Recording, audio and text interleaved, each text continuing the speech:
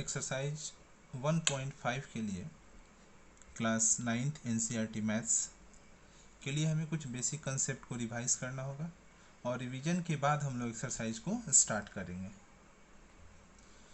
पहला टॉपिक जो एक्सरसाइज 1.5 के लिए सबसे इम्पॉर्टेंट है वो है operations on real numbers. Operations real numbers.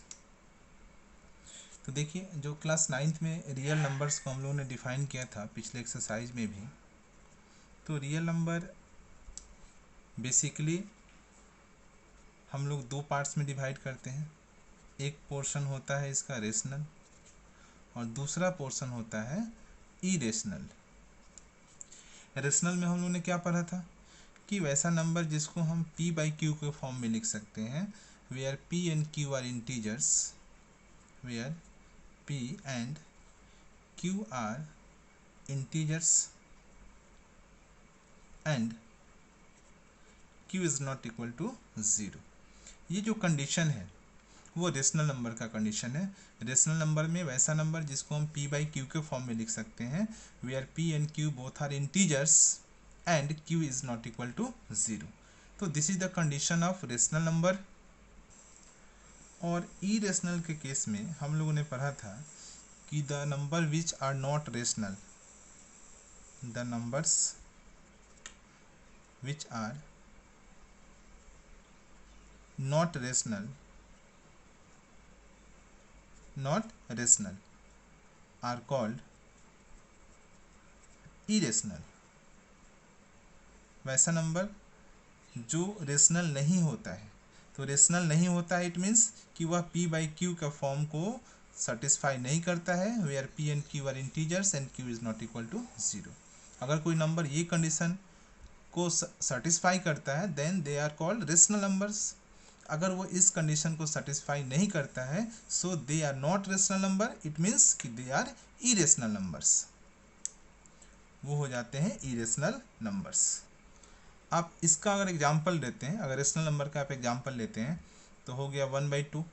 देखिए 1 भी इंटीजर, 2 भी इंटीजर और नीचे वाला जो डिनोमिनेटर है that mean q is not equal to 0। ये तीनों कंडीशन को सेटिस्फाई करता है, जहाँ नंबरेटर भी इंटीजर हो, डिनोमिनेटर भी इंटीजर हो और denominator can't be equal to 0।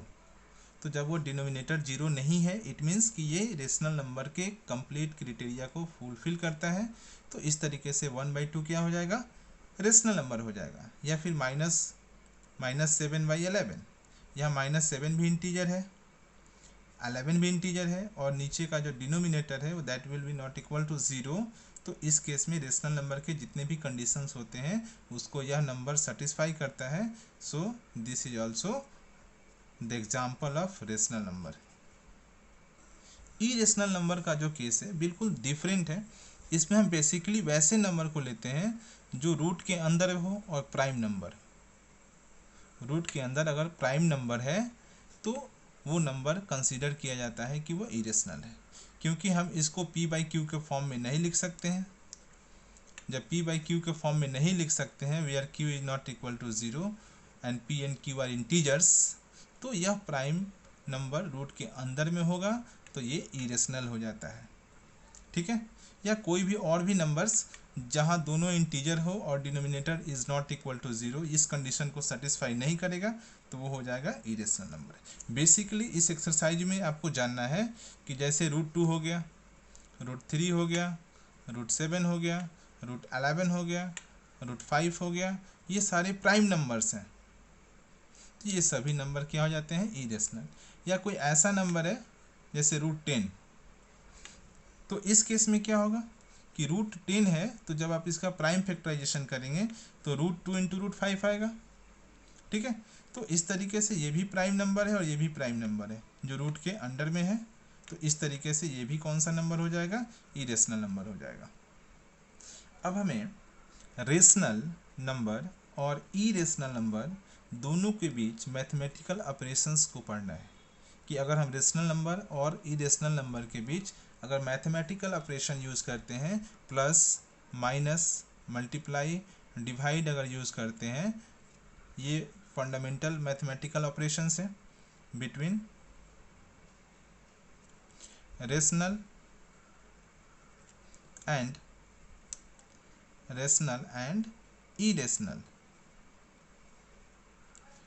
Irrational numbers. हमें फंडामेंटल बेसिक ऑपरेशंस को शो करना है कि किस केस में रेशनल और इरेशनल के साथ प्लस माइनस मल्टीप्लाई और डिवाइड के केस में रिजल्ट क्या होगा, इस पे हमें थिंक करना है। विथ एग्जांपल इसको हम देखेंगे। If rational number is equal to R, मैं एक रेशनल नंबर को आर ले लेता हूँ, लिखने में आसानी होगी, and irrational number is equal to I R. Rational number को आर से लिख लेते हैं और इरेशनल नंबर को आई आर से लिख लेते हैं।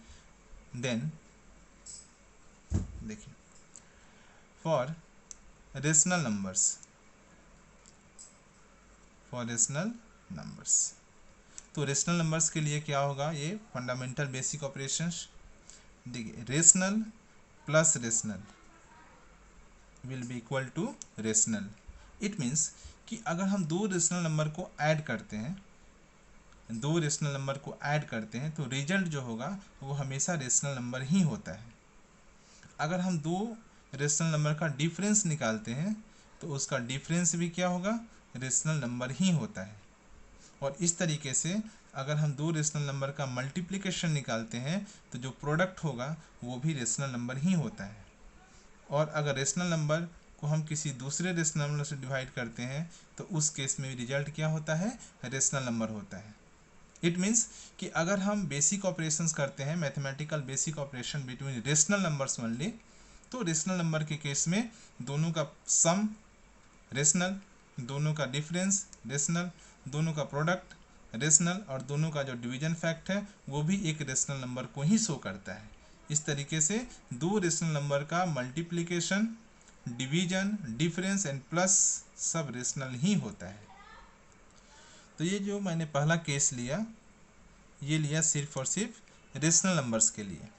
अब एक सेकेंड केस लेते हैं हम। फॉर, ये सेकेंड केस है, केस सेकेंड, ठीक है। For rational and irrational number. अब रेशनल और इरेशनल के बीच किस तरह का कॉन्सेप्ट होगा उसको देखिए। तो रेशनल प्लस इरेशनल, अगर एक नंबर रेशनल हो और दूसरा नंबर इरेशनल हो तो रिजल्ट जो होगा वो हमेशा इरेशनल ही होता है। यानी sum of a rational and an irrational number is always irrational, and so on. Rational minus irrational will be irrational, rational multiply irrational will be irrational, irrational rational divide irrational, rational divide irrational, result will be irrational. तो इस तरीके से अगर एक rational number हो और दूसरा irrational number हो तो दोनों के बीच जो मैथमेटिकल बेसिक ऑपरेशंस होते हैं वो हमेशा इरेशनल ही होते हैं। ठीक है, क्लियर। दोनों अगर रेशनल है तो रिजल्ट भी रेशनल होगा। अगर एक रेशनल है और दूसरा इरेशनल है तो इस केस में रिजल्ट जो होगा वो हमेशा इरेशनल होता है। दोनों रेशनल के केस में रेशनल होता है रिजल्ट, ये पहला केस है। और दोनों में से एक अगर रेशनल नंबर हो और दूसरा इरेशनल नंबर हो तो रिजल्ट जो होता है वो होता है हमेशा इरेशनल। अब जो है हम केस 3 देखेंगे। Case 3 for two irrational numbers, for two irrational numbers. तो जब दोनों नंबर इरेशनल होगा तो देखिए इरेशनल प्लस इरेशनल, तो जब दो नंबर इरेशनल हो और दोनों का सम हम निकालें तो वो इरेशनल भी हो सकता है और रेशनल भी हो सकता है। ठीक है, अगर दोनों इरेशनल नंबर हो तो इस केस में जो रिजल्ट होगा वो रेशनल भी हो सकता है और इरेशनल भी हो सकता है। अगर दोनों नंबर इरेशनल हो तो दोनों का डिफरेंस भी इरेशनल भी हो सकता है और रेशनल भी हो सकता है। अगर दोनों नंबर इरेशनल हो तो दोनों का मल्टीप्लिकेशन भी इरेशनल हो सकता है और रेशनल भी हो सकता है। और इसी तरीके से अगर दोनों नंबर इरेशनल हो तो दोनों का जो डिवीजन फैक्ट है उसका रिजल्ट भी इरेशनल भी हो सकता है और रेशनल भी हो सकता है।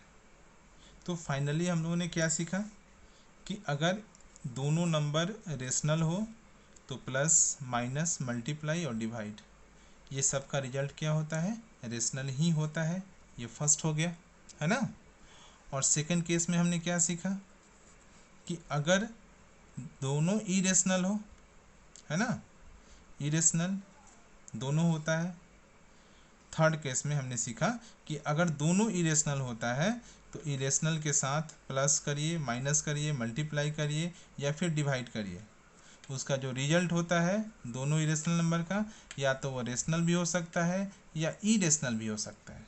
और सेकंड केस में हमने पढ़ा था कि अगर एक number real number rational number हो और दूसरा अगर इरेशनल नंबर हो तो दोनों के बीच प्लस माइनस मल्टीप्लाई और डिवाइड करेंगे तो रिजल्ट जो होगा वो हमेशा क्या होगा, इरेशनल ही होता है।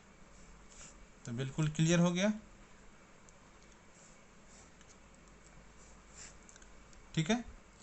इसके बाद हमें एक्सरसाइज 1.5 में इरेशनल नंबर से रिलेटेड हमें बहुत तरह के सॉल्यूशंस को बनाने हैं जिसमें हम लोग को प्लस करेंगे, माइनस करेंगे, मल्टीप्लाई करेंगे, डिवाइड करेंगे। ये जो इरेशनल नंबर्स के बीच का सॉल्यूशन है हम लोग एक्सरसाइज में करेंगे और जो इससे रिलेटेड क्वेश्चन होगा उस समय हम लोग इससे रिलेटेड जितने भी कंसेप्ट हैं उसको क्लियर करेंगे लोग। इन सभी फैक्ट्स को हम एग्जांपल से समझते हैं। पहला फैक्ट क्या है कि दोनों अगर रेशनल हो तो प्लस माइनस मल्टीप्लाई डिवाइड ये सभी रेशनल होता है। हम एग्जांपल लेते हैं, कोई भी एक रेशनल नंबर ले लीजिए 2/5, ठीक है। एक दूसरा रेशनल नंबर ले लीजिए 5/11 या कोई भी ले सकते हैं आप इसको समझने के लिए।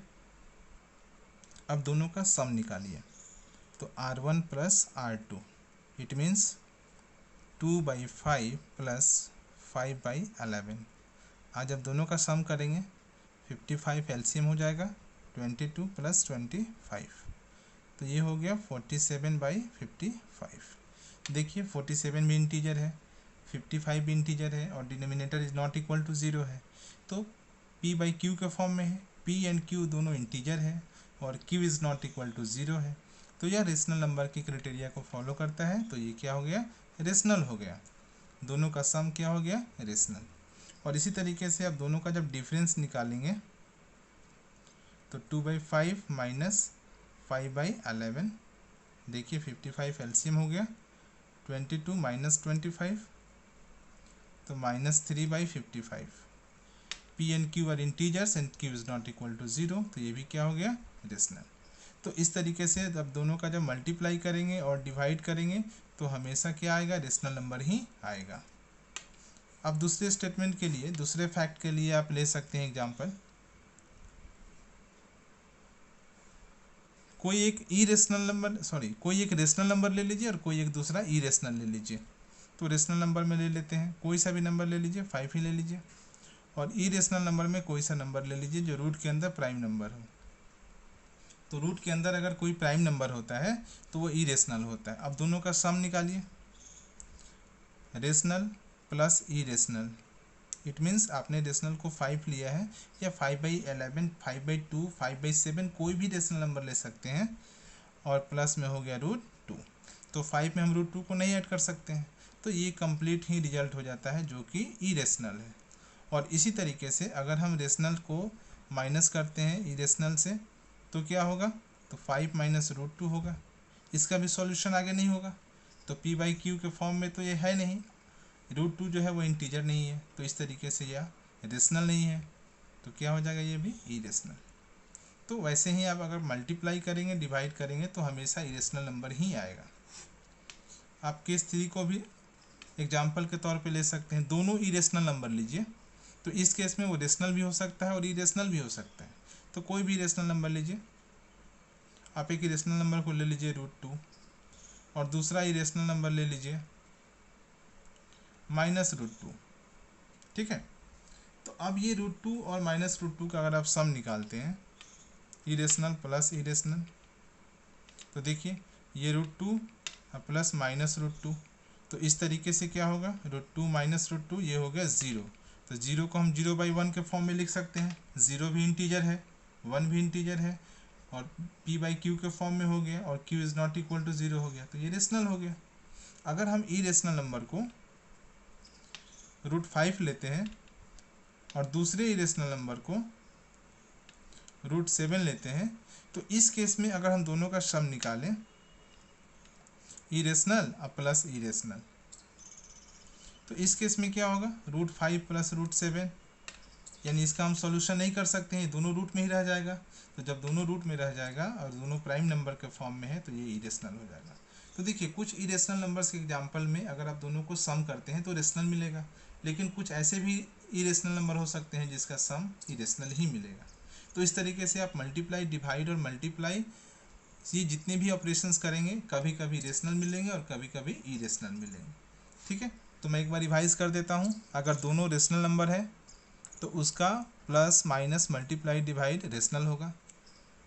एक रेशनल और दूसरा इरेशनल हो तो उसका प्लस माइनस मल्टीप्लाई डिवाइड हमेशा इरेशनल होगा। और अगर दोनों इरेशनल नंबर हो तो उनका plus minus multiply divide rational भी हो सकता है और इरेशनल भी हो सकता है। इसको और डिटेल्स हम लोग क्वेश्चन में करेंगे, एक्सरसाइज के क्वेश्चंस में। इस एक्सरसाइज के लिए हमें एक और टॉपिक्स की बहुत ज़रूरत है, वो है rationalisation. Rationalisation of irrational numbers, rationalisation of irrational numbers, ठीक है। डिनोमिनेटर, डिनोमिनेटर, तो rationalisation of irrational numbers denominator, irrational number के डिनोमिनेटर को कैसे हम रेशनलाइज करेंगे इसको सीखना है, ठीक है। तो आप एक इरेशनल नंबर को ले लीजिए, जैसे ये हो गया 4/√5।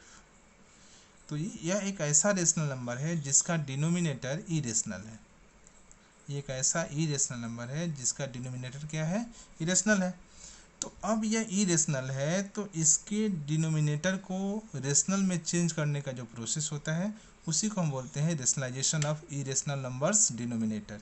यानी डिनोमिनेटर ऑफ इरेशनल नंबर को कैसे रेशनलाइज करेंगे, तो उसके लिए हम क्या करते हैं, जो डिनोमिनेटर है अगर वो इरेशनल है तो रेशनल में कन्वर्ट करने के लिए हमें कॉन्जुगेट को जानना होगा।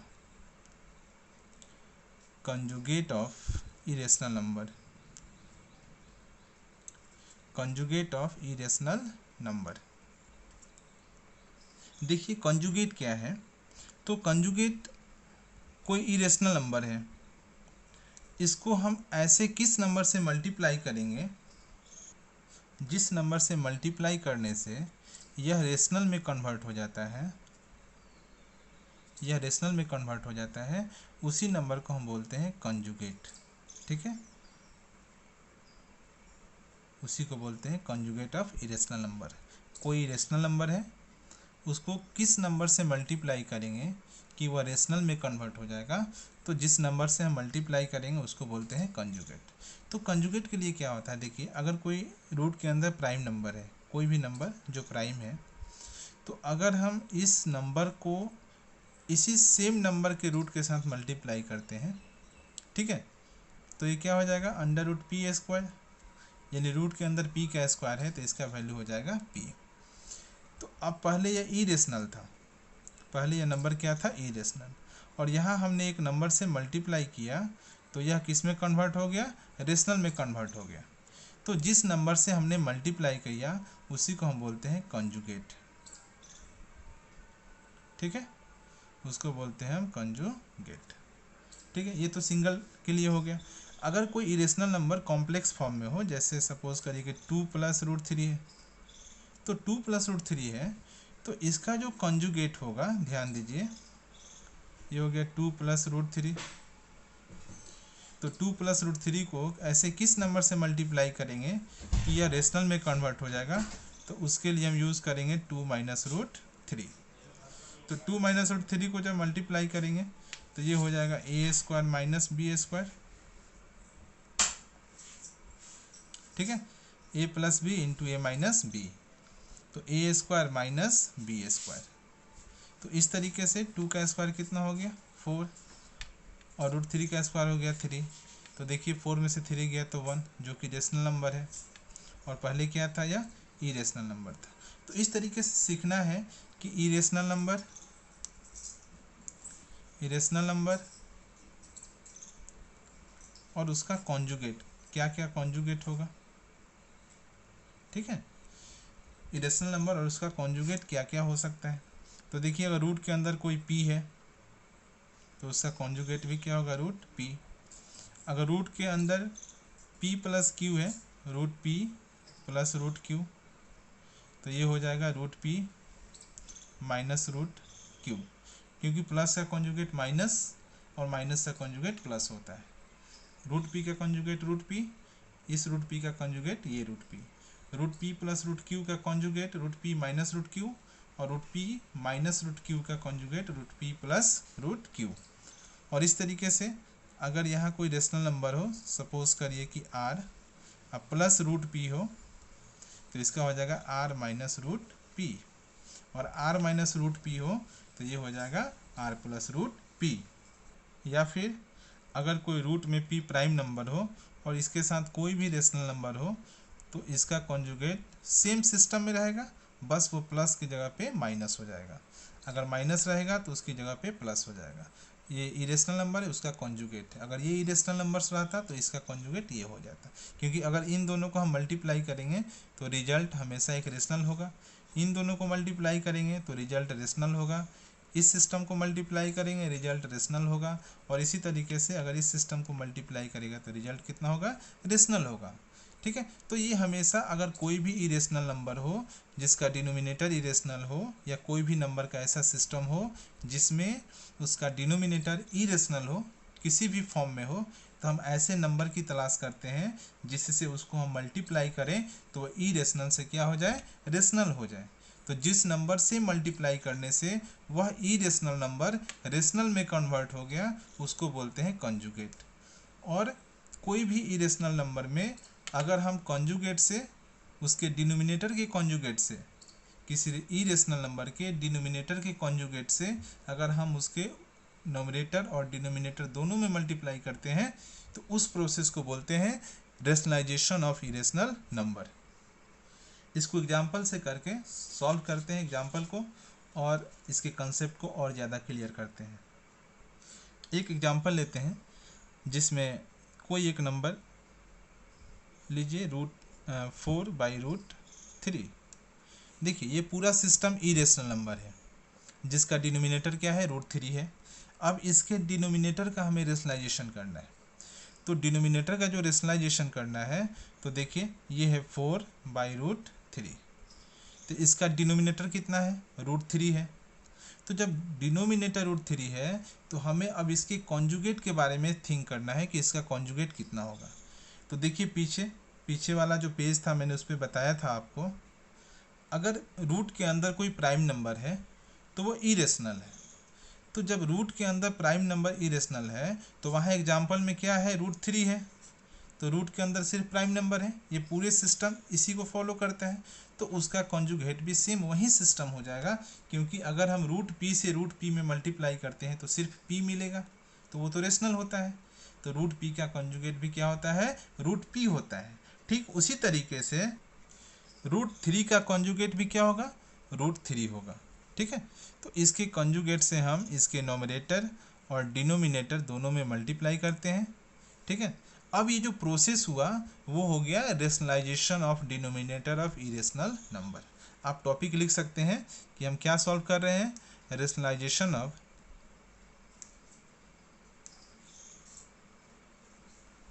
Rationalisation of denominator of irrational number.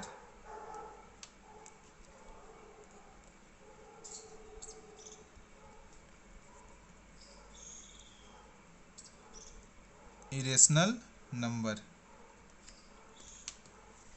Denominator number, sorry, irrational number के डिनोमिनेटर का हम क्या कर रहे हैं, रेशनलाइजेशन करते हैं। तो इस प्रोसेस में क्या करते हैं कि डिनोमिनेटर के कॉन्जुगेट से नोमिनेटर और डिनोमिनेटर दोनों में मल्टीप्लाई करते हैं। तो 4 से जब √3 में मल्टीप्लाई करेंगे तो 4√3, और √3 से √3 में करेंगे तो क्या हो जाएगा 3। तो पहले भी ये इरेशनल नंबर था, अभी भी ये इरेशनल नंबर है, लेकिन इस इरेशनल नंबर के सिस्टम में इसका डिनोमिनेटर इरेशनल था। लेकिन अभी जो इरेशनल नंबर हमने लिखा है, इस सिस्टम में जो डिनोमिनेटर है वो क्या हो गया, रेशनल हो गया। यानी पहले डिनोमिनेटर, ध्यान दीजिए, पहले जो डिनोमिनेटर था वो था इरेशनल, अब क्या हो गया, रेशनल। यानी हमने एक ऐसे प्रोसेस को इम्प्लीमेंट किया जिससे डिनोमिनेटर इरेशनल से क्या हो गया, रेशनल हो गया।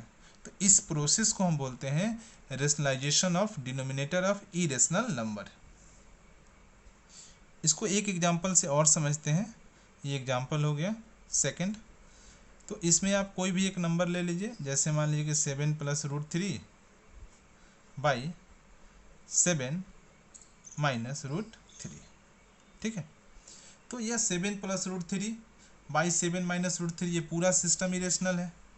अब पूरे इरेशनल सिस्टम में हमें डिनोमिनेटर को रेशनलाइज करना है, ठीक है, हमें डिनोमिनेटर को रेशनलाइज करना है। तो क्या करेंगे, ये इरेशनल नंबर में, ये इरेशनल नंबर था, अब इसके डिनोमिनेटर के कॉन्जुगेट से, इसके डिनोमिनेटर के कॉन्जुगेट से हम इसके नोमिनेटर और डिनोमिनेटर दोनों में मल्टीप्लाई करते हैं। तो इसका डिनोमिनेटर क्या है, 7 - √3। तो जब 7 - √3 है तो मैंने कहा कि माइनस का जो कॉन्जुगेट होता है वो प्लस होता है, सिस्टम सेम रहता है, सिस्टम में कोई चेंजेस नहीं होते हैं, बस जहाँ माइनस है वहाँ हो जाता है प्लस। तो इस तरीके से ये है 7 - √3, तो यहाँ हो जाएगा 7 + √3। तो इसका कॉन्जुगेट 7 - √3 का कॉन्जुगेट हो गया प्लस में 7 + √3। तो उसके सेम कॉन्जुगेट से हम उसके नोमिनेटर और डिनोमिनेटर दोनों में मल्टीप्लाई करते हैं। तो इस तरीके से क्या मिल जाएगा, हमें एक ऐसा इरेशनल नंबर मिलेगा जिसका डिनोमिनेटर रेशनल हो जाएगा, ठीक है। इसको सॉल्व करते हैं, a + b, तो क्या हो जाएगा, a + b का whole square, a - b into a + b, a² - b²। ये बहुत ही बेसिक आइडेंटिटी है जिसको आप प्रीवियस क्लासेस में पढ़े होंगे। कितना हो जाएगा, देखिए, a + b का whole square, a² + b² + 2ab, 2 × a × b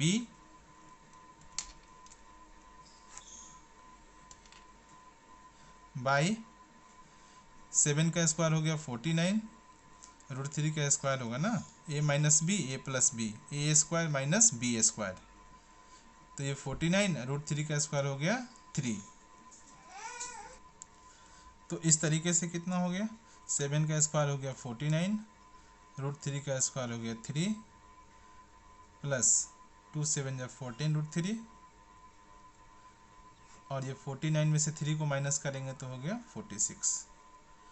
तो 49 और 3 52 प्लस 14 √3 बाई 46। तो देखिए ये भी इरेशनल नंबर है, लेकिन इस सिस्टम में क्या है कि जो डिनोमिनेटर है वो आपका हो गया रेशनल। ये भी इरेशनल नंबर ही था और ये भी इरेशनल नंबर ही है, लेकिन इसका जो डिनोमिनेटर था वो था इरेशनल। पहले जो सिस्टम था उसमें डिनोमिनेटर क्या था, इरेशनल था, लेकिन जो फाइनली मैंने ये प्रोसेस से जो इरेशनल नंबर निकाला, इसका डिनोमिनेटर क्या हो गया, रेशनल। इस तरीके से हमने जो डिनोमिनेटर था उसको हमने कन्वर्ट किया इरेशनल से रेशनल के फॉर्म में। तो इसी प्रोसेस को हम बोलते हैं rationalisation of denominator of irrational number. तो आप डिफाइन भी इसी तरीके से कर सकते हैं। डिफिनीशन कैसे देंगे आप, तो द प्रोसेस आप लिख भी सकते हैं, मैं इसको यहाँ लिख देता हूँ, the process by which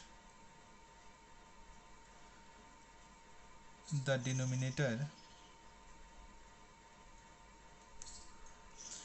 denominator of an irrational number is changed into rational is called rationalization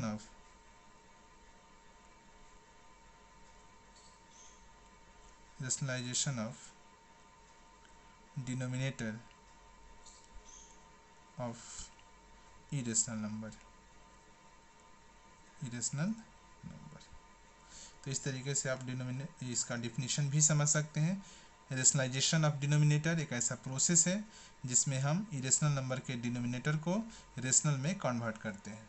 ठीक है, तो इस प्रोसेस को हम बोलते हैं rationalisation of denominator of irrational number. इस एक्सरसाइज में हमें इरेशनल नंबर को नंबर लाइन पे रिप्रेजेंट करना भी सीखना है।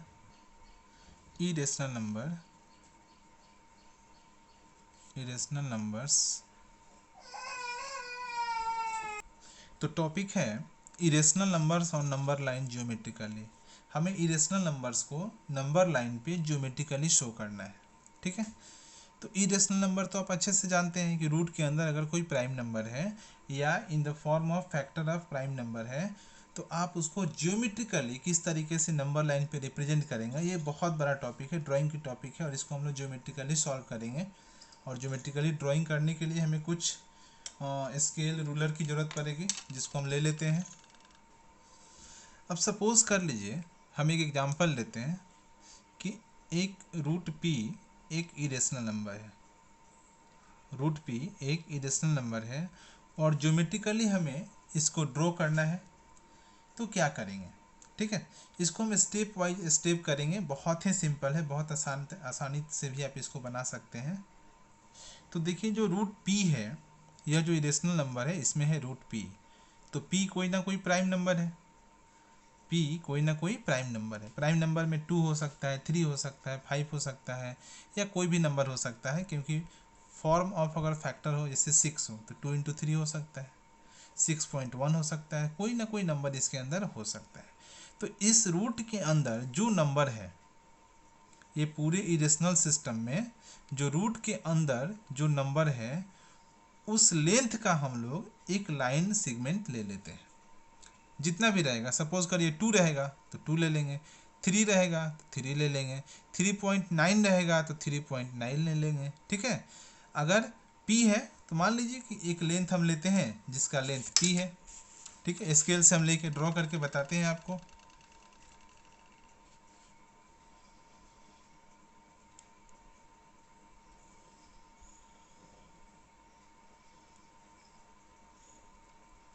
ये जो लाइन सेगमेंट है इसका लेंथ क्या है, p है। आप इसको ए बी लिख दीजिए और यहाँ पे आप ले लीजिए p। ये जो लेंथ आपने ड्रॉ किया फ्रॉम ए टू बी है ना, इसका लेंथ कितना हो गया, p। इस रूट के अंदर जो नंबर रहेगा उसी लेंथ का आप एक लाइन सेगमेंट ड्रॉ कर लेंगे। और ये लाइन सेगमेंट ड्रॉ करने के बाद आप इसके लेंथ को 1 यूनिट बढ़ा देंगे, 1 सेंटीमीटर। अगर सेंटीमीटर का आपने यूनिट लिया है तो 1 सेंटीमीटर आप बिल्कुल बढ़ा देंगे, जैसे मैं यहाँ बढ़ा रहा हूँ।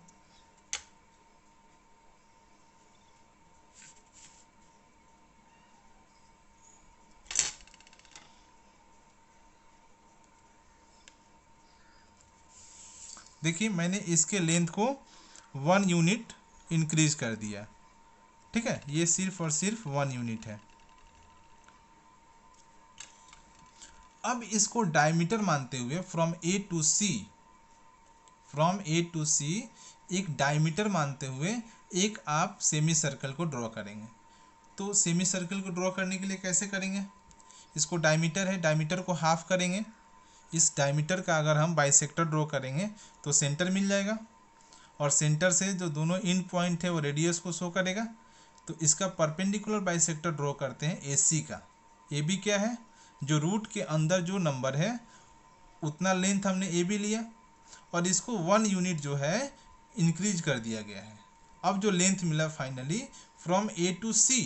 अब AC को आप क्या करेंगे, परपेंडिकुलर बाइसेक्टर ड्रॉ करिए, जो कि बहुत ही सिंपल है। देखिए कैसे होता है।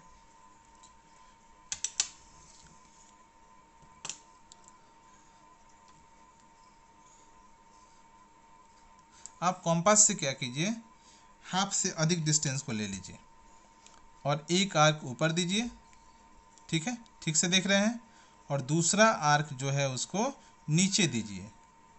सिमिलरली आप क्या करेंगे, पहले पॉइंट से इस आर्क को कट आउट करेंगे, देखिए, और फिर नीचे वाले लाइन को भी आप क्या करेंगे, कट करेंगे। तो इस तरीके से दो पॉइंट ऑफ इंटरसेक्शन मिला, एक ये पॉइंट मिला और दूसरा मिला ये। अब इसको जो है आप दोनों को ड्रॉ कर देंगे। देखिए इस तरीके से आप दोनों को ड्रॉ कर देंगे।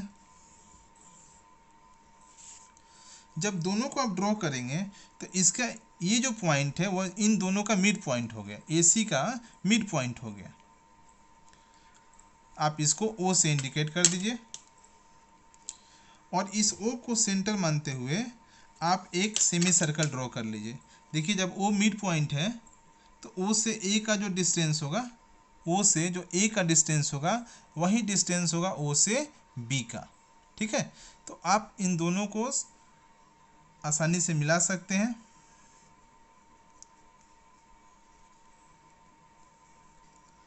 देखिए एग्जैक्टली आकर के वो कहाँ मिल गया, C पे मिल गया, ठीक है। ये हो गया C का पॉइंट, ये हो गया A का पॉइंट। अब जो पॉइंट B है ये आपका थर्ड स्टेप कंप्लीट हुआ। अब पॉइंट B जो है यहाँ आपको 90 डिग्री ड्रॉ करना है ना। पॉइंट B पे हमें 90 डिग्री को ड्रॉ करना है। तो 90 डिग्री ड्रॉ करना देखिए बहुत ही सिंपल है, एक आर्क आप ऐसे ले सकते हैं, ठीक है। और इस तरीके से आर्क लेकर के आप पहला जो मार्क करते हैं ये 60 डिग्री को इंडिकेट करता है, ठीक है। दूसरा जो मार्क करते हैं आप ये 120 डिग्री को इंडिकेट करता है। और इन दोनों के बीच का जो पॉइंट ऑफ इंटरसेक्शन होता है, ये पॉइंट ऑफ इंटरसेक्शन आप देख सकते हैं ये 90 डिग्री को शो करता है। तो इस तरीके से ये जो पॉइंट हुआ यह पॉइंट 90 डिग्री का है। अब हम इन दोनों पॉइंट को मिला देंगे।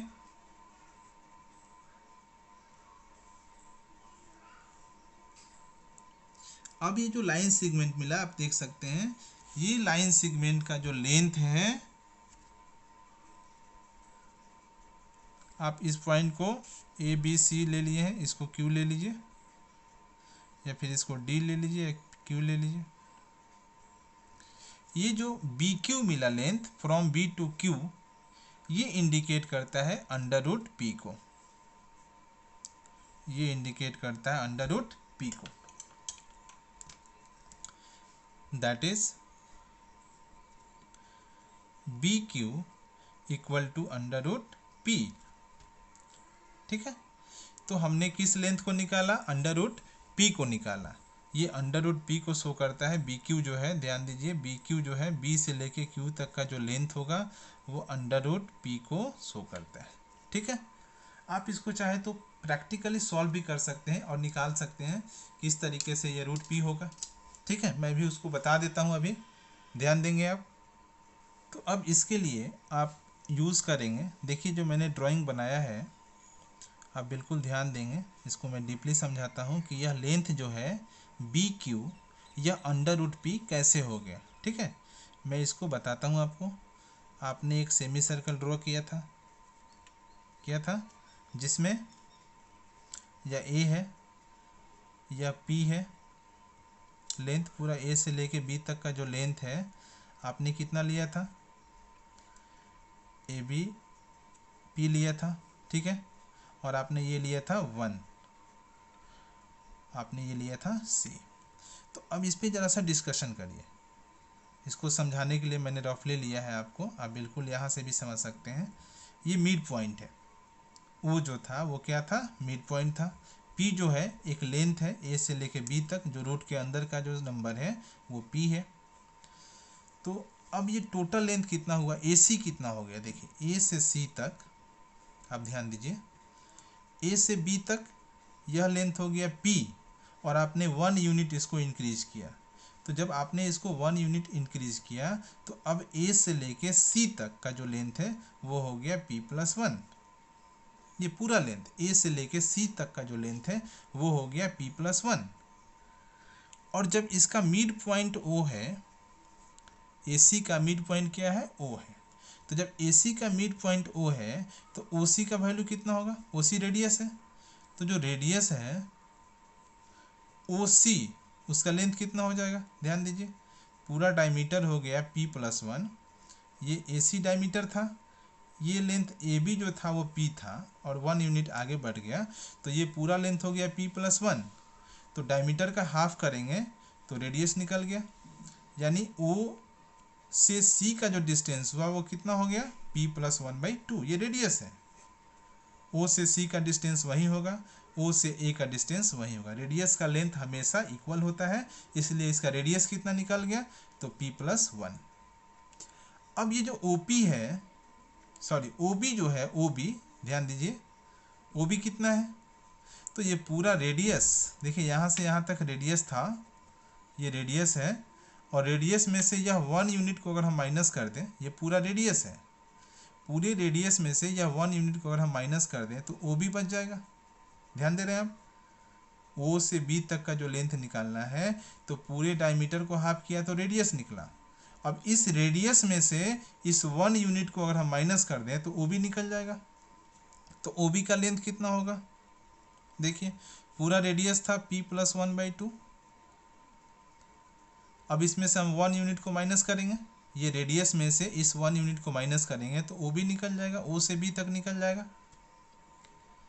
तो माइनस कर लीजिए, देखिए 2 एलसीएम हो जाएगा, तो p प्लस 1 - 2, तो इस तरीके से कितना हो जाएगा, ये p - 1/2, यानी ओ बी का जो लेंथ है वो हो गया कितना, p - 1/2, आप लिख सकते हैं यहाँ पर O B equal to p - 1/2, ठीक है। और रेडियस कितना आ गया है, देखिए p प्लस 1/2। तो अगर हम इसको ज्वाइन अप करते हैं, देखिए यहाँ 90 डिग्री मैंने ड्रॉ किया था, मैं इस डायग्राम में कुछ भी नहीं कर रहा हूँ क्योंकि वो कॉम्प्लिकेटेड हो जाएगा समझना। और ये जो था बी क्यू था, अगर हम ओ से क्यू तक को मिलाते हैं तो ये रेडियस होगा, ओ से क्यू तक को मिलाते हैं तो ओ से क्यू रेडियस है, ओ से ए रेडियस होगा, ओ से सी भी रेडियस होगा, सेंटर से सरकमफ्रेंस के किसी भी पॉइंट को मिलाएंगे तो वो रेडियस को इंडिकेट करता है। तो ओ क्यू कितना हो जाएगा, वो तो रेडियस है, और रेडियस का लेंथ हम लोगों ने निकाला है p प्लस 1/2, ये हो गया p प्लस 1/2, p प्लस 1/2। तो अब यह जो डायग्राम हमने बनाया है, ध्यान दीजिए, इसमें हमने ओ बी का लेंथ तो निकाल लिया, देखिए ये ओ बी का लेंथ है, और इसमें ओ क्यू का लेंथ जो मैं डॉट लाइन से दिखा रहा हूँ, ये काफ़ी लाइट डॉट लाइन से मैं दिखा रहा हूँ, ओ क्यू उसका भी लेंथ कितना हो गया p प्लस 1/2 जो कि रेडियस है। तो अब एक ऐसा राइट ट्रायंगल बनता है, ये जो सैडेड पोर्शन है, ये रफ डायग्राम में मैं जो सैडेड पोर्शन को इंडिकेट करता हूँ, इस सैडेड पोर्शन को मैं यहाँ लेता हूँ ताकि आप उसको अच्छे से समझ सकें। यह ए हो गया, ठीक है, सॉरी ओ हो गया, यह ओ पॉइंट हो गया, यह बी पॉइंट हो गया, और यह हो गया क्यू पॉइंट, और यहाँ हमने 90 डिग्री ड्रॉ किया है, तो ये कम्प्लीटली हो गया राइट ट्रायंगल। अब इस राइट ट्रायंगल में जो ओ बी है, ध्यान दीजिए ओ बी कितना है, p - 1/2 है, p - 1/2 है, और ओ क्यू जो है, ओ क्यू वो है p प्लस 1/2। तो पाइथागोरस फॉर्मूला के यूज से हम ये निकाल सकते हैं बी क्यू, देखिए by using Pythagoras theorem h² = p² + b², यही होता है। यह एज का काम करेगा, यह बेस है, हमें परपेंडिकुलर जो है वो निकालना है, परपेंडिकुलर को निकालना है। मैं इसको सेपरेट कर देता हूँ इस सॉल्यूशन को। ये रफ डायग्राम है जो मैंने समझने के लिए यूज़ किया है। अब यहाँ से एच का वैल्यू रखिए। जब आप एच का वैल्यू रखेंगे तो p प्लस 1/2, ठीक है, इक्वल टू p का वैल्यू, हमें आपको तो p निकालना है, bq निकालना है, क्योंकि bq जो है अंडर रूट p आना चाहिए, क्योंकि अंडर रूट p को ही रिप्रेजेंट करना था। तो p स्क्वायर, ये p परपेंडिकुलर के लिए यूज़ किया गया है ना। इसको हम कैपिटल P कर देते हैं क्योंकि एक p ऑलरेडी है, और इसको स्मॉल कर देते हैं, समझने में बिल्कुल सही होगा। अब जो है यह बेस कितना है, तो देखिए स्मॉल p माइनस 1/2, ठीक है। या फिर ये परपेंडिकुलर जो है, जो BQ आपको निकालना, आप इसको BQ ही रहने दीजिए ताकि कोई कॉम्प्लिकेशन नहीं हो। ये परपेंडिकुलर है तो परपेंडिकुलर है जिसे हमें निकालना है, तो आप BQ को BQ ही रहने दीजिए। तो इस तरीके से हाइपोटेनस का स्क्वायर इक्वल टू परपेंडिकुलर का स्क्वायर प्लस बेस का स्क्वायर, तो ये हो गया p स्क्वायर प्लस 1 का स्क्वायर, तो 1 ही हो गया, प्लस 2p/2 × 4। उसी तरीके से ये BQ हमें निकालना है, ये हो गया a square plus b square minus 2ab, ठीक है। ये सॉल्यूशन तो बहुत सिंपल है, आप इसको बना भी सकते हैं। आप इसको एक साइड में लेके चले जाइए,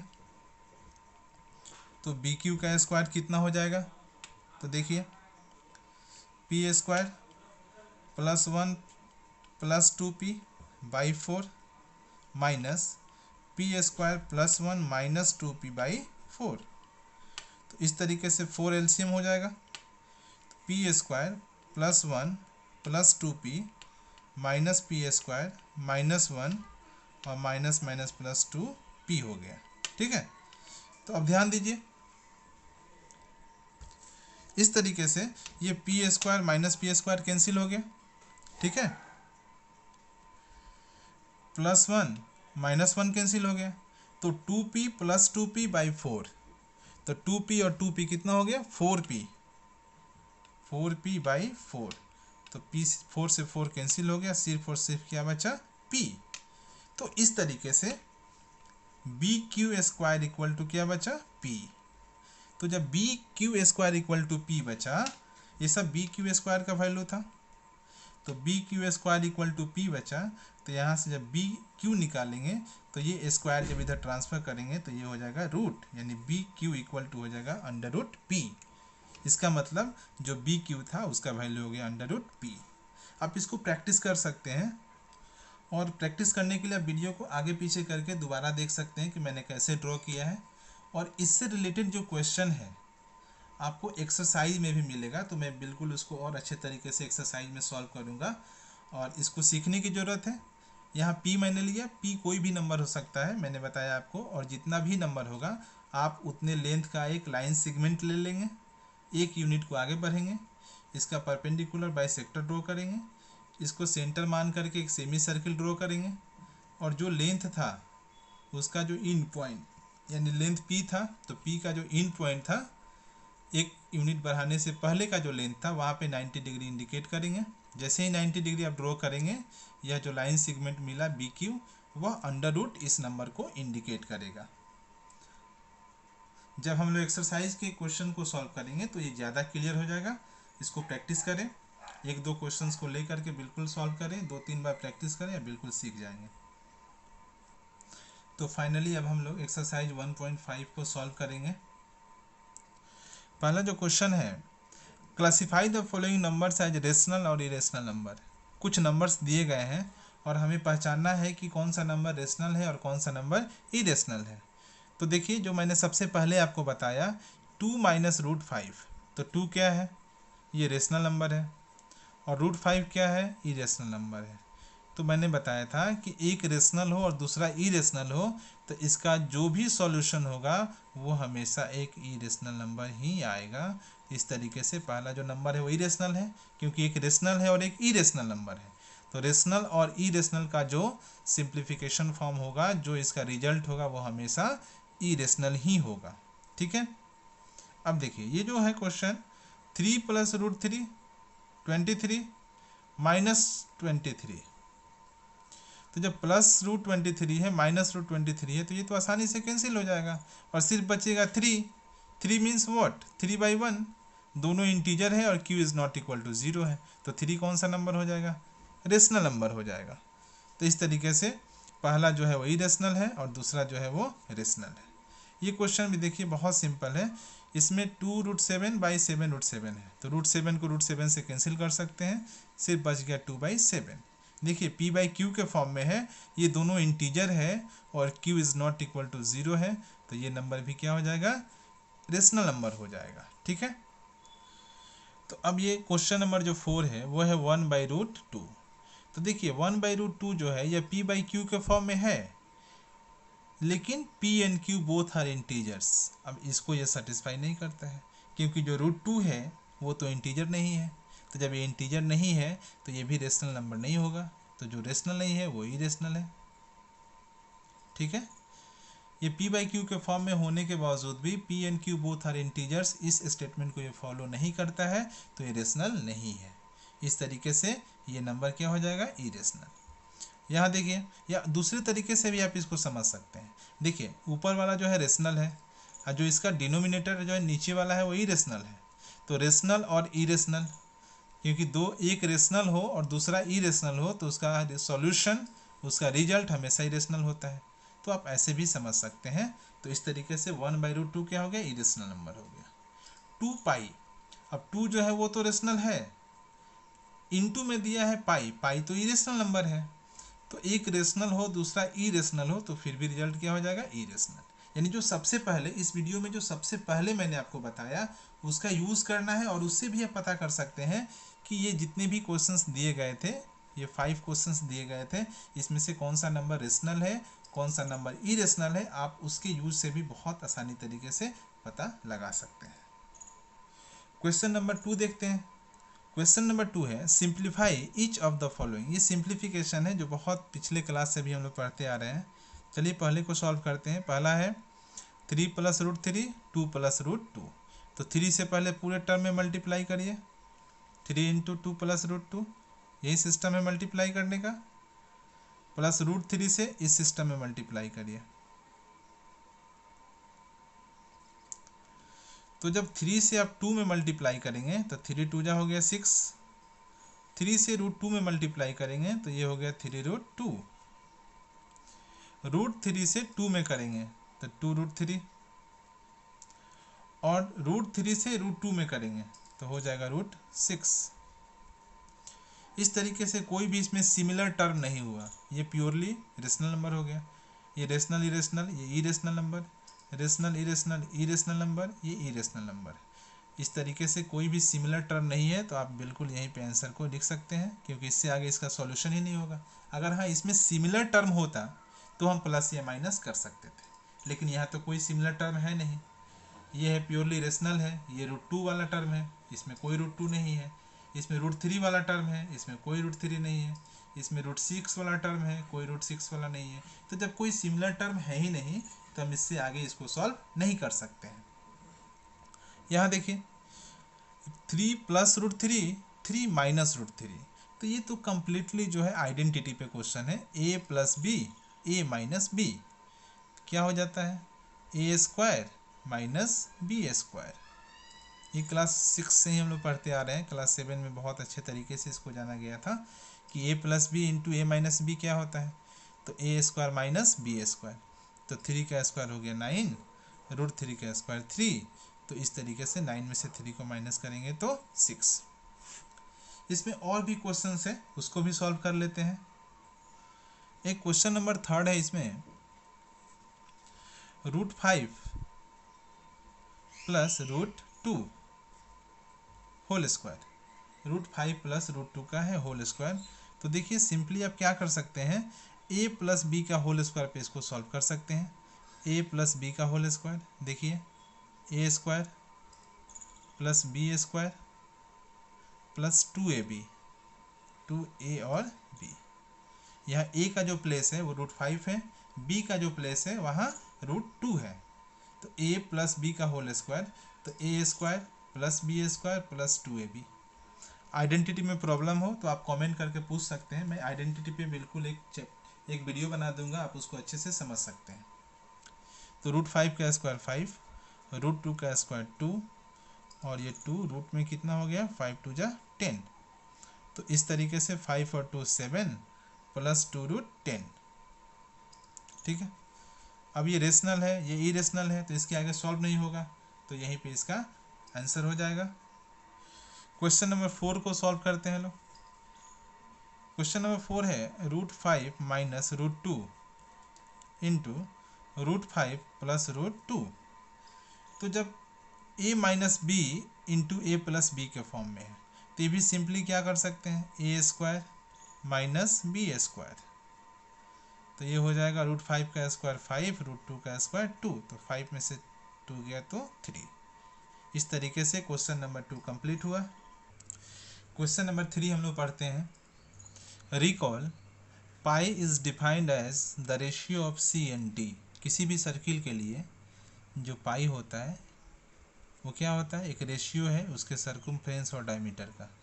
किसी भी सर्किल को अगर हम ड्रॉ करते हैं, इसके सर्कमफ्रेंस का लेंथ लेते हैं जिसको कि सी से इंडिकेट करते हैं सर्कमफ्रेंस को, और डायमीटर को अगर हम डी से इंडिकेट करते हैं, तो सर्कमफ्रेंस और डायमीटर का जो रेशियो होता है उसी को हम बोलते हैं पाई। यानी pi is defined as the ratio of circumference and diameter, that is pi is C by D. तो पाई इज क्या हो गया, C by D. It shows a contradiction that, ये कॉन्ट्राडिक्शन को शो करता है कि पाई इज रेशनल। पाई तो रेशनल है नहीं, इसमें तो कोई कॉन्ट्राडिक्शन है ही नहीं, है ना। How will you resolve this contradiction. तो देखिए ये तो कोई कॉन्ट्राडिक्शन ही नहीं है। आप जब भी किसी लेंथ को, ध्यान दीजिएगा, किसी भी लेंथ को, यह सर्कमफ्रेंस है, ध्यान दीजिए, इसको भी अगर यहाँ से हम कट करके इसको स्ट्रेट करें तो हो सकता है कि यह लेंथ हमें मिले, और डायमीटर भी क्या है, एक लेंथ है। तो हम जब किस लेंथ को चाहे किसी भी स्केल से नापते हैं या कोई इंस्ट्रूमेंट से नापते हैं या कोई भी पैरामीटर है जिससे हम मेजरमेंट लेते हैं किसी भी लेंथ का, तो हमेशा हमें एक अनुमानित वैल्यू मिलता है, एक अप्रॉक्सीमेट वैल्यू मिलता है ना, एग्जैक्ट नहीं मिलता है। किसी भी स्केल का हम यूज़ करें या किसी भी अदर डिवाइस का हम यूज़ करें, कोई भी डिवाइस का यूज़ करके या किसी भी स्केल का यूज़ करके अगर हम किसी भी लेंथ को मेजर करते हैं तो हमेशा हमें एक अप्रॉक्सीमेट वैल्यू मिलता है, यानी एक अनुमानित वैल्यू मिलता है। इसलिए इसमें कोई कॉन्ट्राडिक्शन नहीं है, ये पाई बिल्कुल इरेशनल नंबर है। पाई इरेशनल नंबर है, भले सी रेशनल हो सकता है, डी यहाँ रेशनल हो सकता है, लेकिन जो पाई होगा वो क्या होगा, हमेशा इरेशनल होता है, क्योंकि यह एक अप्रॉक्सीमेट वैल्यू को शो करता है, यह एक रेशियो को शो करता है, और रेशियो के साथ यह हमेशा इरेशनल होता है ना। और ये pi equal to C by D है, तो सी भी लेंथ है, डी भी लेंथ है, और लेंथ हम किसी भी स्केल से मेजर करते हैं तो हमेशा हमें अप्रॉक्सीमेट वैल्यू मिलता है। तो जो अप्रॉक्सीमेट वैल्यू है वही रीजन है कि पाई इरेशनल है, और उसके साथ जो सी और डी है वो रेशनल हो सकता है, लेकिन पाई जो होगा वो हमेशा इरेशनल होगा। इसमें किसी तरह का कोई कॉन्ट्राडिक्शन नहीं है, ठीक है। अब हमें क्वेश्चन नंबर 4 को सॉल्व करना है। देखिए, represent √9/3 on the number line. हमें नंबर लाइन पे इस लेंथ को रिप्रेजेंट करना है √9/3। ध्यान दीजिए, थोड़ी देर पहले इस क्लास में हम लोगों ने देखा था कि √p को हम लोग कैसे रिप्रेजेंट करते हैं। तो जिस तरीके से हम लोग √p को रिप्रेजेंट किए थे कि एक लेंथ लिए थे p, मैं उसको रिकॉल कर देता हूँ, ध्यान देंगे आप। और हमने इसको 1 यूनिट प्रोड्यूस कर लिया था, और फिर इस a और b तक का जो लेंथ मिला था, ये b हमने लिया था और ये c लिया था। तो a से b तक का जो लेंथ हमने लिया था उसको 1 यूनिट हमने प्रोड्यूस किया था। अब जो फाइनली AC मिला, हम इसका परपेंडिकुलर बाइसेक्टर ड्रॉ करके और इसका मिड पॉइंट पता किया था, है ना। और जब हम लोगों ने मिड पॉइंट पता किया था तो इसको सेंटर मान करके हमने एक सेमी सर्कल ड्रॉ किया था और यहाँ पे हमने 90 डिग्री को ड्रॉ किया। ये जो लेंथ मिला बी क्यू, वही क्या मिल गया था, अंडर रूट पी मिल गया था, है ना। अब यहाँ पी नहीं है बल्कि कितना है, 9.3 है। अब 9.3 को हम लेकर के ये पूरा का पूरा स्टेप फॉलो करेंगे, ठीक है। तो हम एक लेंथ ले लेते हैं, स्केल का यूज़ करते हैं और स्केल का यूज़ करके हम एक लेंथ लेते हैं 9.3। देखिए यहाँ पर थोड़ी सी आप इसको अच्छे तरीके से देखेंगे, थोड़ी सी ध्यान देने की ज़रूरत है। 9.3 ले रहे हैं हम।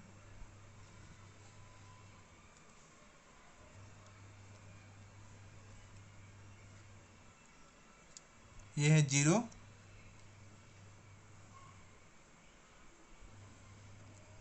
9, 9.1,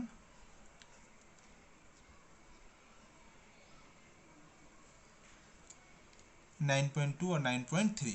हमने एक लाइन सेगमेंट लिया है 9.3 का। देखिए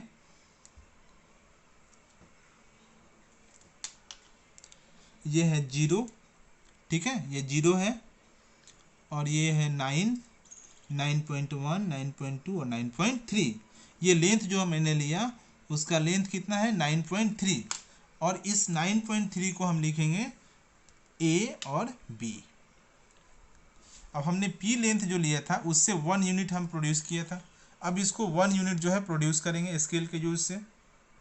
यानी ये 9.3 था, जब हम इसको 1 यूनिट प्रोड्यूस कर देंगे तो ये कितना हो जाएगा, 10.3 हो जाएगा, 10.3, यानी 1 यूनिट हमने इसको प्रोड्यूस कर लिया।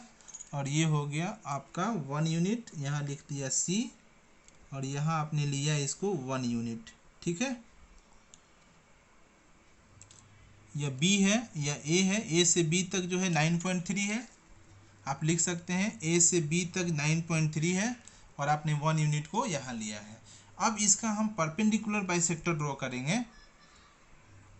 तो परपेंडिकुलर बाइसेक्टर के लिए हम हाफ से अधिक डिस्टेंस को ले लेते हैं, आधे से अधिक डिस्टेंस को ले लेते हैं।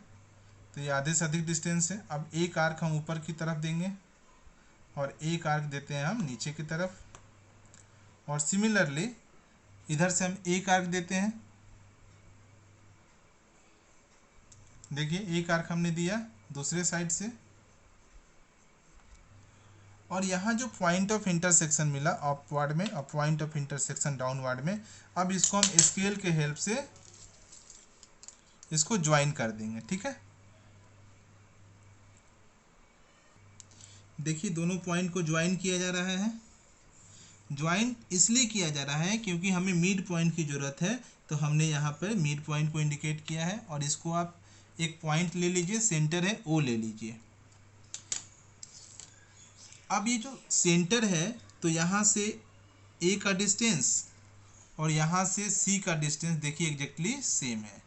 अब आप क्या करेंगे, आप एक सेमी सर्किल को ड्रॉ करेंगे जो ए को भी टच करेगा और सी को भी टच करेगा, ठीक है। ये एग्जैक्टली सी को टच किया, एक सेमी सर्कल बन गया जिसका सेंटर है ओ और एक डायमीटर का इन पॉइंट ए है और दूसरा इन पॉइंट जो है वो सी है। तो अब इस तरीके से ये काम कंप्लीट हो गया। फिर मैंने क्या किया था कि ये जो बी था यानी लेंथ का जो इन पॉइंट था, ये पी लेंथ था, तो पी का जो इन पॉइंट था या 1 यूनिट लेने से पहले, तो यह जो है ए बी का इन पॉइंट है, ये 1 यूनिट लेने से पहले। अब यहाँ पे हमको 90 डिग्री ड्रॉ करना है, तो एग्जैक्टली हम लोग 90 डिग्री ड्रॉ करेंगे। देखिए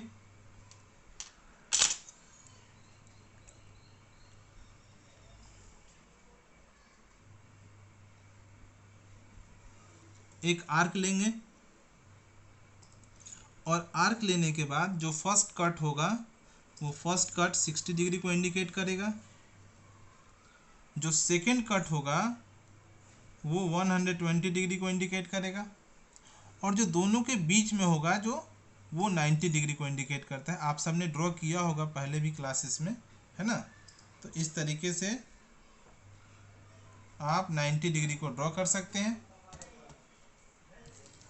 अब ये जो पॉइंट मिला बी और ये जो पॉइंट ऑफ इंटरसेक्शन मिला, इन दोनों पॉइंट को आप ज्वाइन अप कर देंगे, ये 90 डिग्री का एंगल हो गया, यहाँ आपने 90 डिग्री का एंगल बनाया है ना। तो इस तरीके से यह बी क्यू, जो बी क्यू हुआ है ना, बी से लेके क्यू तक, जिसके किनारे किनारे मैं डॉट लाइन दे रहा हूँ, ठीक है ना, ये लाइन जो है कितने लेंथ को रिप्रेजेंट करेगा, अंडर रूट 9.3 लेंथ को रिप्रेजेंट करेगा। तो इस तरीके से आप इसको ड्रॉ कर सकते हैं और भी बहुत सारे नंबर्स को लेके प्रैक्टिस कर सकते हैं। रूट के अंदर आप कोई भी नंबर ले लीजिए, जैसे 7.6 ले लीजिए, और उसको लेकर के भी आप प्रैक्टिस कर सकते हैं कि किस तरीके से हम नंबर को रिप्रेजेंट करेंगे। ठीक है, 7.6 ले लेंगे, 1 सेंटीमीटर आगे बढ़ेंगे, इन दोनों का परपेंडिकुलर बाइसेक्टर ड्रॉ करेंगे, इसको ज्वाइन अप करेंगे, मिड पॉइंट को ले करके इसको एक सेमी सर्किल ड्रॉ करेंगे, और सेमी सर्किल के बाद यहाँ जो है वो 90 डिग्री का एंगल हम फॉर्म करेंगे, और जो यह लेंथ होगा, यह लेंथ ही अंडर रूट उस नंबर को शो करेगा।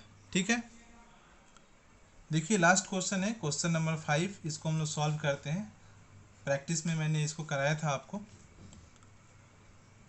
Rationalise the denominators of following, जो सिस्टम दिया है उसमें नीचे वाला जो टर्म है जिसको हम डिनोमिनेटर कहते हैं उसको रेशनलाइज करना है। तो रेशनलाइज करने के लिए मैंने आपको बताया था कि जो डिनोमिनेटर है उसके कॉन्जुगेट से हम नंबरेटर और डिनोमिनेटर दोनों में मल्टीप्लाई करते हैं, तो जो डिनोमिनेटर है वह इरेशनल से रेशनल हो जाता है। देखिए यहाँ पर जो डिनोमिनेटर है वो इरेशनल है, यहाँ जो डिनोमिनेटर है वो तो इरेशनल है। चलिए इसको हम लोग रेशनलाइज करके देखते हैं।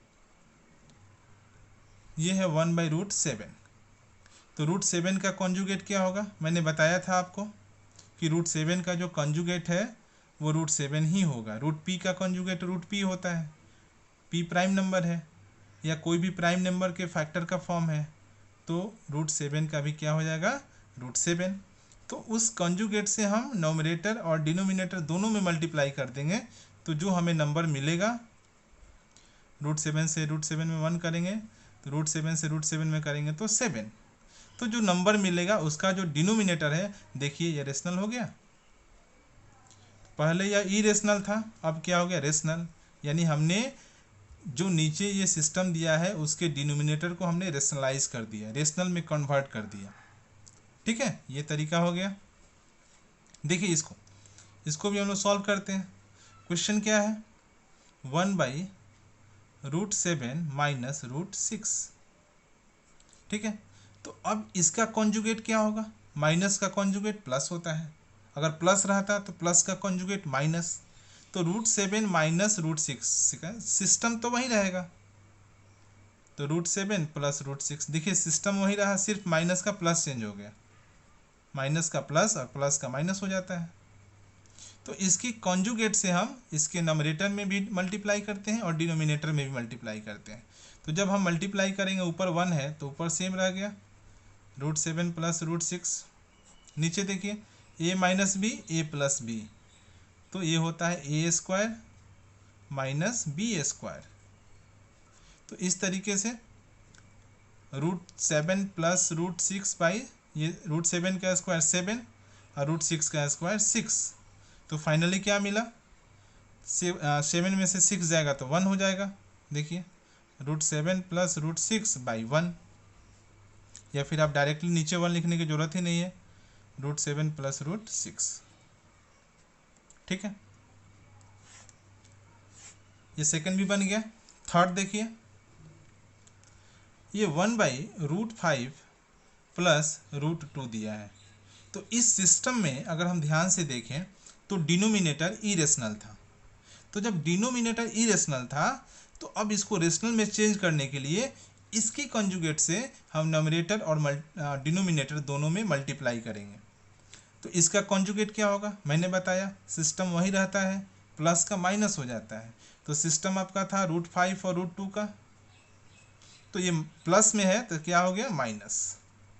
अब ये √5 माइनस √2, अब इसके कॉन्जुगेट से हम, प्लस में था तो माइनस में हो गया, अब कॉन्जुगेट से नंबरेटर डिनोमिनेटर दोनों में मल्टीप्लाई करते हैं, तो √5 माइनस √2 से 1 में करेंगे तो सेम रह गया, a plus B, A minus B, तो a² माइनस b²। तो इस तरीके से क्या हुआ, ऊपर हमें मिला नोमिनेटर की जगह पे √5 माइनस √2 और √5 का स्क्वायर 5, √2 का स्क्वायर 2। तो फाइनली √5 माइनस √2 बाई 5 में से 2 को माइनस करेंगे तो 3। तो देखिए यहाँ डिनोमिनेटर इरेशनल था ना, अब यहाँ डिनोमिनेटर क्या हो गया, रेशनल। यानी जो सिस्टम था उसमें डिनोमिनेटर इरेशनल था, हमने उसको रेशनल में कन्वर्ट किया। यही हमें इस क्वेश्चन में करना था। क्वेश्चन नंबर 4 भी देखिए, लास्ट क्वेश्चन है, इसको भी सॉल्व कर लेते हैं लोग। तो 1/√7 माइनस 2 है, तो माइनस का कॉन्जुगेट प्लस, सिस्टम वही रहेगा। तो ये माइनस का कॉन्जुगेट प्लस हुआ, उस कॉन्जुगेट से हम नोमिनेटर और डिनोमिनेटर दोनों में मल्टीप्लाई करेंगे। तो ये हो गया √7 प्लस 2 और नीचे हो गया a minus B, A plus B, तो a का स्क्वायर माइनस b का स्क्वायर। तो इस तरीके से क्या हो गया, √7 प्लस 2, नीचे हो गया √7 का स्क्वायर 7 माइनस 2 × 4। तो फाइनली √7 प्लस 2 और 7 में से 4 को माइनस करेंगे तो हो जाएगा 3। तो देखिए जो सिस्टम मिला उसका डिनोमिनेटर क्या हुआ, रेशनल हुआ। तो फाइनली ये एक्सरसाइज कंप्लीट हुआ। और एक्सरसाइज में जो भी मैंने क्वेश्चंस बताए आपको, अगर किसी क्वेश्चन में प्रॉब्लम हो तो आप बिल्कुल बेहिचक कमेंट करें, मैं आपको दोबारा समझाने की कोशिश करूँगा और उसके लिए एक अलग से वीडियो भी मैं बना दूँगा। तो मुझे उम्मीद है कि ये सारे क्वेश्चंस और इससे रिलेटेड जो कॉन्सेप्ट है आपको समझ में आया होगा। आप इसको अच्छे से समझें, क्वेश्चंस को बनाएं और कंसेप्ट को क्लियर रखें। वीडियो को लाइक करें, शेयर करें और सब्सक्राइब करें, अपने दोस्तों के बीच भी शेयर करें और जो नोटिफिकेशन है उसको ऑल पे क्लिक करें, क्योंकि इसके बाद मैं नया चैप्टर जब स्टार्ट करूँगा या कोई भी एक्सरसाइज में आपको अगर उसका वीडियो बना के मैं अपलोड करूँगा तो उसका नोटिफिकेशन आपको मिले, आप उसको भी देखें और सीखने की कोशिश करें। Thank you, have a nice day.